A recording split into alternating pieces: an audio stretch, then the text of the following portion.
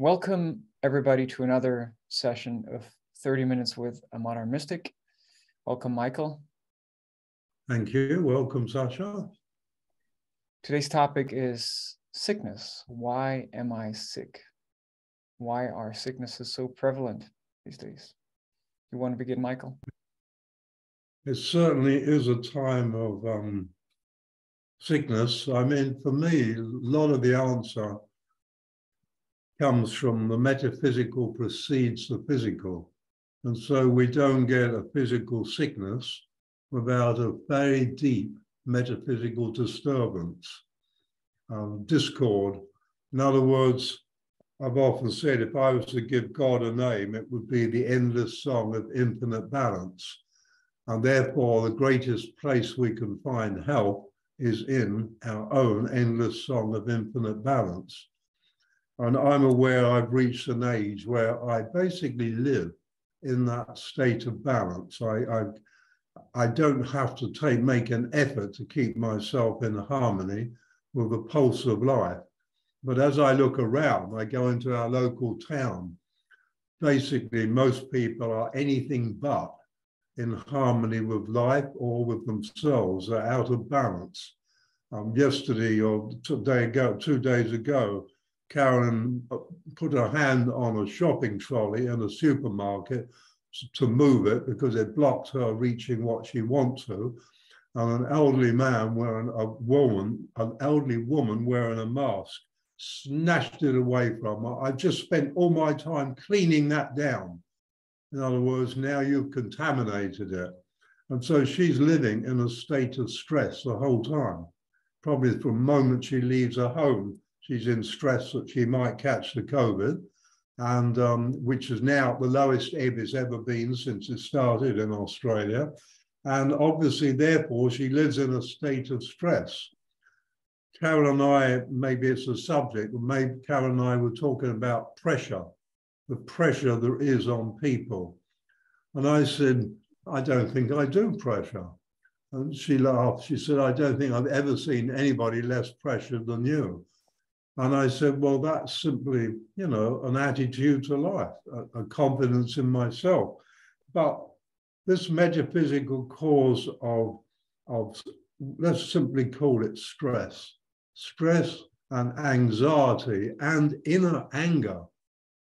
It's amazing how many people are in family situations that are not good, and there is anger in them against their parents or one of their siblings, or the parents and siblings have an anger against them, which when you know you're not the favorite child in the family and that they're angry with you, and it may be because you didn't have the jab and they all did, whatever reason, that sets up a stress in you, because unless you have unconditional love for yourself, which means then you can unconditionally love them however they act toward you, unless you have that, it's a stressful situation.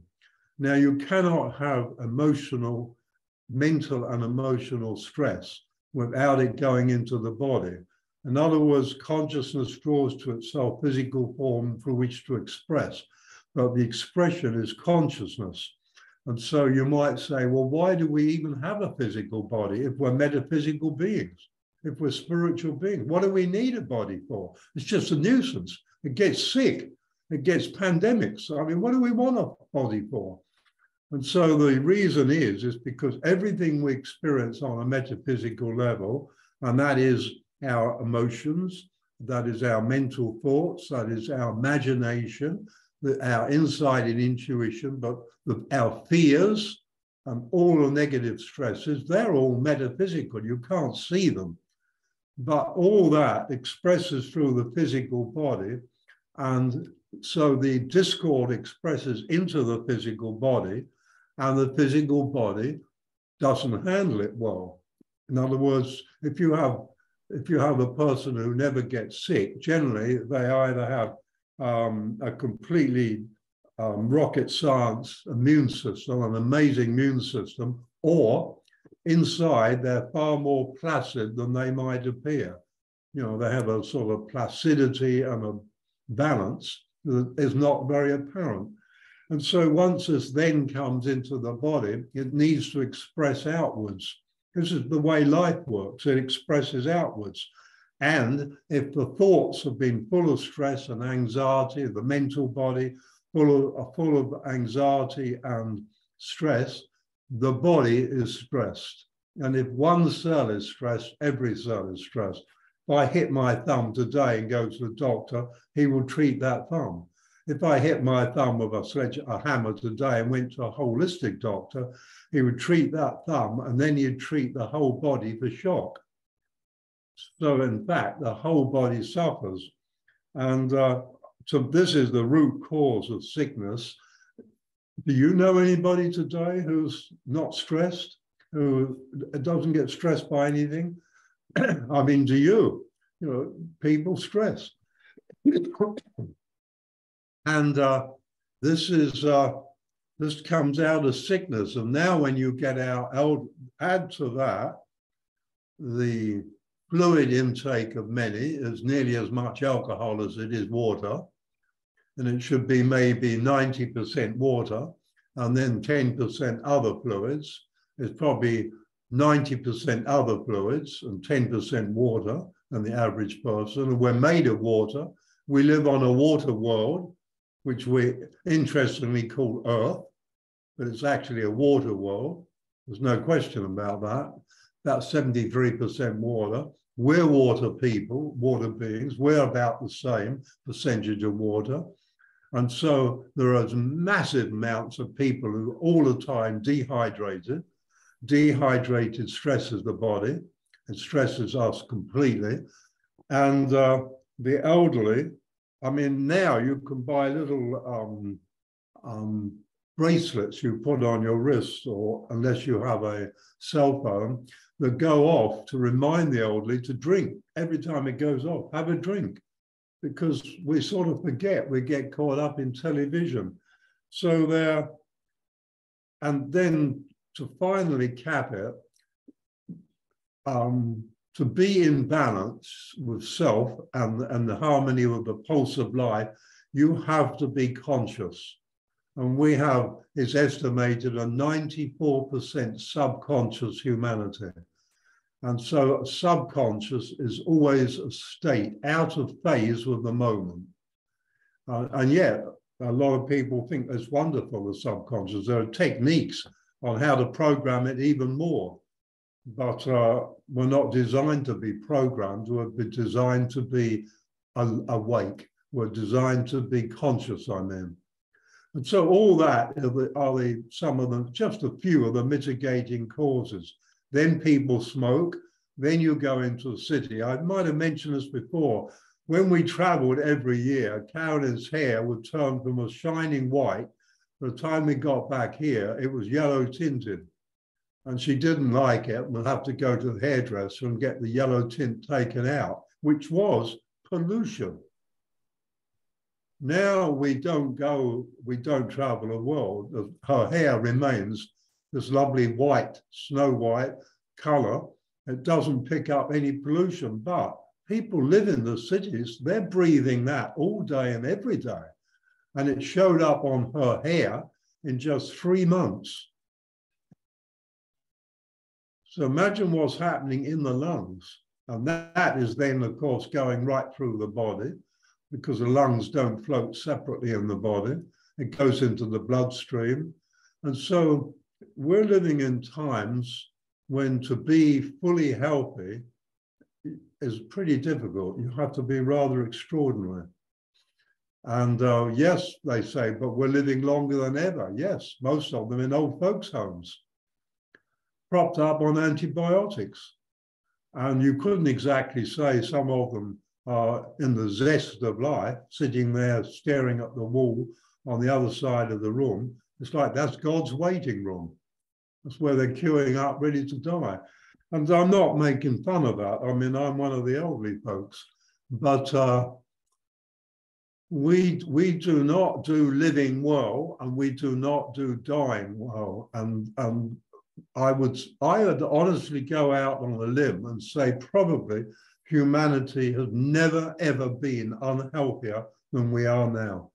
And that's why we are having this chaotic breakdown of the human template. So I would say that you have established that any kind of disease is a physical expression of metaphysical discord, right? And it is the word, dis-ease, out of comfort. Right. So there is that. And also another aspect I think that we could touch upon is that for most of us, apart from the occasional flu or apart from the occasional minor accident that we might have, anything big that hits us, Let's come to that. There's no such thing as an accident, yeah, minor or anything. I know, but I was going for these moments when we have when a diagnosis hits us of something completely unexpected. And everybody I know who's been through this, it doesn't matter whether it's HIV, cancer, or whatever disease it was, I would say for like more than 95% of these people, this was unexpected.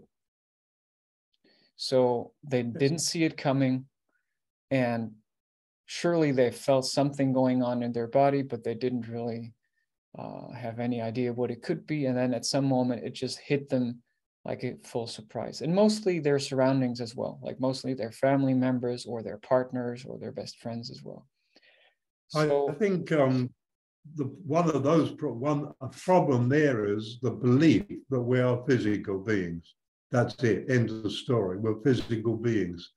And so we're physically, most of us, desensitized to self, to the finer qualities of ourself. We're desensitized to the metaphysical feelings of stress that haven't yet reached the physical body. If we knew that we were metaphysical as well, we'd be sensitive to maybe one day a sense of unease. So what's going on? What am I feeling uneasy about? And then look for what the source of that is and fix it so that the sense of harmony flows back. But we don't have that sense. Most people don't have that sense of imbalance in harmony. So yes, you're right. The first we know of it is a shock. With Carolyn. Yeah, I remember that very clearly. Yeah. Exactly the same. She was completely shocked, totally, utterly shocked. Yet I wasn't. I mean, I was shocked and dismayed, but I immediately saw the cause, two major causes behind it, and so did she. And it was like a wake-up call today, if you spoke to her about her breast cancer, which was removed with no histology. She would say it's the best thing that's happened to me in the last 30 years, apart from marrying me, of course. She would say, and I have met so many people who have said, oh, mate, my heart attack, terrible pain, the best thing that ever happened to me, completely changed my life. Because I meet a lot of people and there's, you know, I was doing the intensives, and I've had so many dozens of people say to me, I had cancer. It was my wake-up call. If I hadn't had cancer, I wouldn't be here because I'd still be sleeping with the masses. Now it changed my whole life. I'm so grateful. And so they're the people who looked at it and looked at what has caused this in me and have moved into a better place. So are you saying that the reason why we are hit by surprise with these diagnoses, with these suddenly appearing or apparently suddenly appearing diseases, is that we are kind of numbed down and numbed and okay, let's stick with the numbed down, so that the moment that there is metaphysical discord, we don't actually take it serious, or we don't even perceive it at all, or we kind of go over it with our intellect and our will, and and then it grows, and this like turns into this rolling thunder at some point, and then just breaks through. Yeah, I mean, it really ends up, as I brought up, it's about being conscious. If we were conscious in the moment, we would feel that sense of unease growing and move to it. But the point is, what we also don't realize is, and I say this over and over, in every moment of your life, you are creating the direction and content of every moment of your life. So if you take cancer, it can't just appear out of nowhere and get you. We create it. I mean, medicine doesn't really address this in as much as we always have to create it. It's not contagious physically, and yet, paradoxically, it's contagious emotionally. And people don't realize that. And it's a simple fact that often a person who has terminal cancer asks and requests to go home to die, and a family member will often say, I will be your carer. And it's also more than 40% of the carers die before the one they're caring for. Now, and I know we mentioned this, but it's certainly appropriate right now. The carer has an emotional link of sadness and sympathy for the person who has the cancer. And that sadness and sympathy is the link that connects them on the wrong level. So they connect consciously on a low level, and cancer is a low-level expression. And so they get it. I'd like to address the three main types of diseases that humanity suffers from these days, which is, to my knowledge, heart attack, stroke, and cancer. I think these are the number three, the first three numbers of. What was the first one? You're out. Heart attack, stroke, and cancer. I think these are at the top of the list, right? So let's begin like with heart attack, and maybe you have any metaphysical observation regarding heart attack in general, and then go through these three. There are several causes. Mostly, most people think critically of themselves, and they have aggression and anger towards themselves. People on their spiritual path, I often say to them, what's your relationship like with yourself? And they sort of look at me, not expecting that such a question. And then they say, well, I'm doing my best to improve it. Some say it's very good, and that's lovely. That's lovely, I doubt it. But if you went to the average person on the street and you didn't get arrested asking them, what's your relationship like with yourself? And if they were 100% honest, they would generally have to say terrible, because most people are enormously self-critical. Perfectionists head the list. A perfectionist is very critical. But what people don't realize is, if let's say you walk into an art gallery a few times in your life and you look at the paintings and you criticize them heavily, it's not going to make any difference in your life. But if you walked in that art gallery and criticized them 3 times a week or on a daily basis, that all the energy of criticism goes into you. You will get sick. You'll probably die in the art gallery looking at the art. And so consciousness doesn't see that you are different from somebody else. Consciousness only sees one humanity. So if you have relatives or people at work that you are heavily critical of and you're always criticizing them, you are in effect criticizing yourself, and all the energy you hold to that person is now the energy you hold to yourself. People believe in separation. Separation kills. Anger kills. Suppressed rage kills. Criticism kills. But you never see it on a death certificate. Never. And so if you're critical of yourself, if you're not critical of yourself, it means you're not critical of anybody else. that rules out, you could almost say, certainly 90% of people, therefore, are constantly criticizing themselves via other people. And that is an attack on yourself. And all that energy first goes to the heart. And from the heart, it's distributed, you could say. It distributes that, and we're talking pure metaphysics, it distributes that energy through the body. If you have other weak places, they will go down first, and hence you tend to get cancers. And if you don't, then the heart will collapse, because it's all the time. It's rather like this is your heart, and it's not that far out of size, it's bigger than that.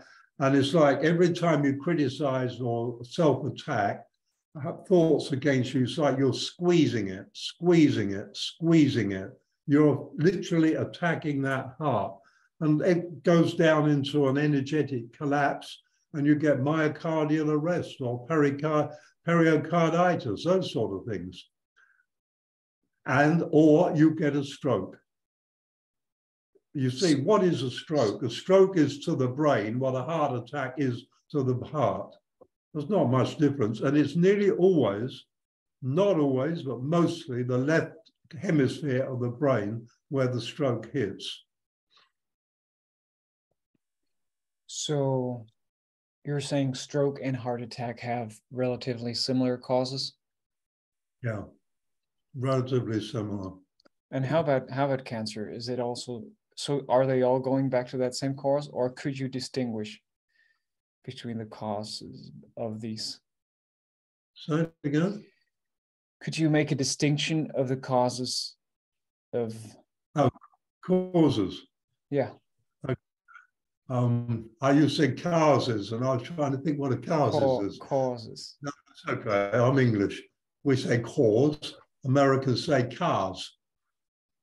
I'm married to one, and we still have moments where we're. What did you say?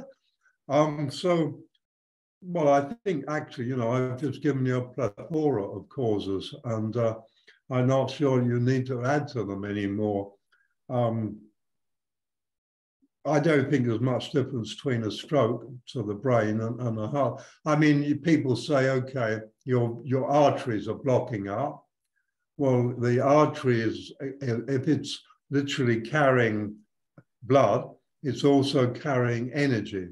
And when that energy is highly negative, it literally, it will cause the arteries to be inefficient, and you begin to get either sediment build up in them, or it clogs at the valves of the heart, or it slows down in the way it reaches the brain until you don't get it. It's difficult to correlate the metaphysical with the physical because nobody ever does that. That's what you're here for. Ever does it. We don't have a language for that. If we had a language for that, I could say it fluently. But I do know that if you have, like a lot of millions of people, billions have self-hate. Self-hate means that every aspect of your body is running inefficiently. And that inefficiently, often as people get older, that gets worse and they die. But inefficiently means all the sicknesses and diseases we get. And I'm pretty sure there's something like, it's been estimated, there are about 40,000 forms of diseases and sicknesses, illnesses that we can get to kill ourselves. I think the last, rabbits don't manage quite so many. Why is it heart attack, stroke, and cancer, though? That is like, sorry, why is it heart attack, stroke, and cancer, though, that are the main killers nowadays? I think very simply because the self-attack is attacking the heart, and that's the number one killer. And so many of us in our incarnations, we take in discord out with us. And if you have discord in consciousness when you transition, you generally come back with that same discord because you created it. And heaven is not a dumping ground. or anywhere else like that. There are no dumping grounds. So you might talk with your guide on how to deal with it, but you'll bring it back because you created it. You know, the wheel of life and incarnation ends when you have balance and harmony, and there's no discord out, no discord in, and self-realization comes along, and it comes to an end. You move on into a role, into a level of life where you're not incarnating constantly because you die. And after a few hundred years, you can choose, okay, I'm now ready to move on. I've grown, my consciousness is ready to leave this. And it's a choice and a celebration, and you move on. We haven't got there yet. And so the all those discords in the body generally cause physical weakness. Many people, it's obvious. You see a lot of athletes, many of them, for instance, have, even the athletes, they have a very strong muscular body, but the body of all the organs and that is not so good. Many of them have asthma, and so many. You spend enough lives drowning or fighting to breathe as you're dying. You're fighting in a terrible panic, and it's painful. It goes up your nose, it explodes in pain, like in your brain. Luckily, it doesn't last long, but when you die fighting for breath, guess what? You come back fighting for breath.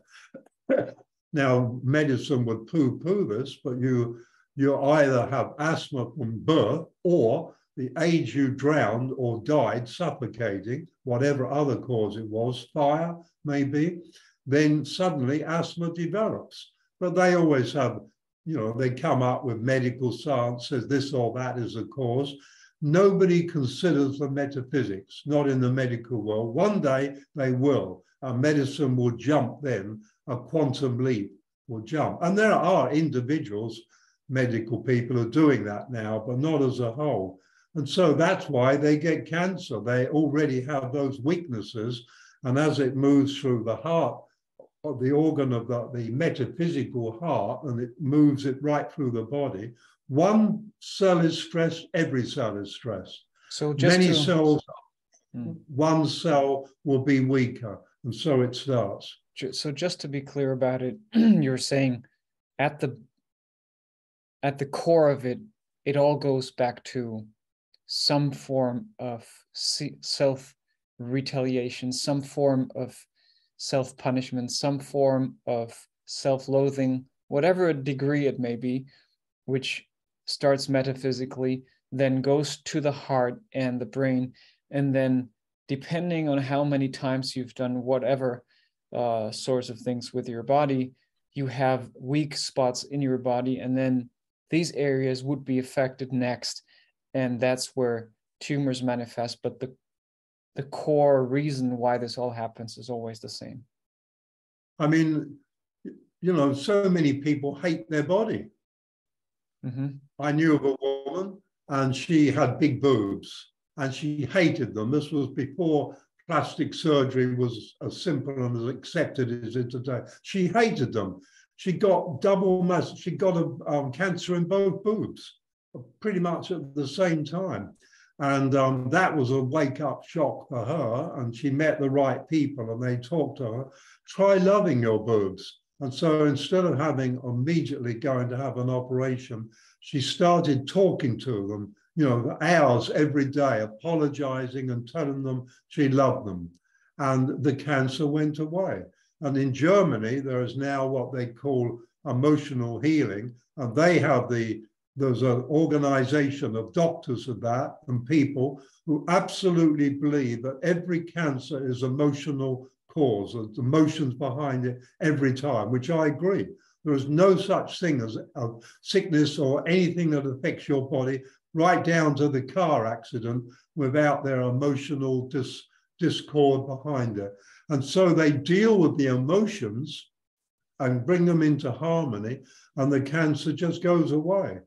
I think that's fairly brave of the people who do it, but there are now hundreds of people doing this. But it's still not accepted because, hey, there's no money to, not big money to be made. you've got to remember, sickness, human sickness, is the world's biggest industry. Right. Before we go into the closing part of this session, I would like to address a question that is so common among people who get sick in whatever way. Why me? You know, I think that is, I mean, it's kind of ironic, but I wanted to bring it up because this is very common.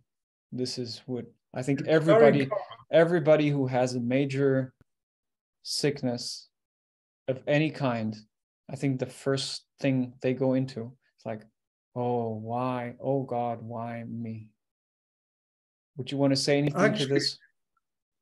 Actually, I went in an aquarium shop with Henry and about a week ago, and the guy, as I spoke to him, he said, "I'm sorry, I can't hear you." And I said, "I know exactly what that feels like." I said, "I recommend you get some hearing aids." I said, "The modern digital ones are very, very good." And he said, "It wouldn't make any difference to me." He said, "I'm dying." I said, "Wow, that's a strong statement." And he said, he showed me a line right across here. He said, "I've got cancer in the throat," he said, "and they operated, and now it's 3 times worse." And he said, "I've got a month or 2 to live." And I said, "I'm really sorry to hear that." He said, you know, he laughed. He said, "It is as it is." He said, "It is as it is. What's the point of me getting upset? What's the point of me getting angry?" He said, "You know, I have it." He said, "Millions of us have it." And he said, I'm okay. It is as it is, and I'm not frightened." I said, "You're an unusual man." And we left it at that. And in fact, it's interesting what your comment is. Of everybody I've known who had cancer, my father, who was nowhere even had a thought of spirituality, religion, but not spirituality, he was the only one I know who said, "Why me?" All the others tend to look at it and realize, you know, my daughter-in-law, she suddenly discovered she had stage 4 bowel cancer. And she immediately, when she recovered from the shock, immediately looked at it. I've created this. I've got to heal it. And so there are 2 levels. There is one, why me, which is victim consciousness. And then there's the others who are a bit more aware and sort of have a realization, I've done this to myself. They're the ones who tend to go into remission and heal, or the ones after they said, "Why me?" said, "Why not?" and moved on. But I agree, mainstream consciousness is inclined to say, "Why me?" and it doesn't take them very far. Because that's the victim consciousness. That is the victim consciousness, why me? Let's close with, as always, with some practical advice to everybody who finds him or herself in a situation. There's nothing more practical than if you find yourself in a situation with cancer or heart problems or any sickness, than to really, really, yes, look at the healing modalities there are if you're in our world of not just necessarily rushing into a hospital. But even if you're in a hospital, the greatest healing modality there is to begin to bring a focus on loving yourself, such as you've never, ever managed in your life. The chances are you have a lot of time now on your hands, and you could go into worry mode, anxiety mode, oh God mode, preparation for death mode, or you can go into life and love mode. To me, love is the power of creation. You created your sickness. Doesn't make you bad or wrong. Be very aware of that. It doesn't make you bad or wrong, but we create our sickness and we can heal it. We always have. If we can create the one, we can create the reverse. We always have that ability, but it's all based not in techniques, but simple, unconditional love for yourself. That is the greatest healing energy on this planet Earth. I don't think we should add anything here. And I could keep saying that for another half an hour, but it wouldn't make it any more. It's just love yourself as deeply, as divinely, as unconditionally as you possibly can. It's not only the greatest preventative, it's the greatest cure. Thank you, Michael. Thank you, everybody, for listening. As always, Thank you. Share, like, subscribe. See you next time. And realize you are the creator of your life. Victim consciousness says, this happens to me. Our creator consciousness says, I created this, I can uncreate it. Two levels of consciousness that live in completely different ways. Thank you. Thank you.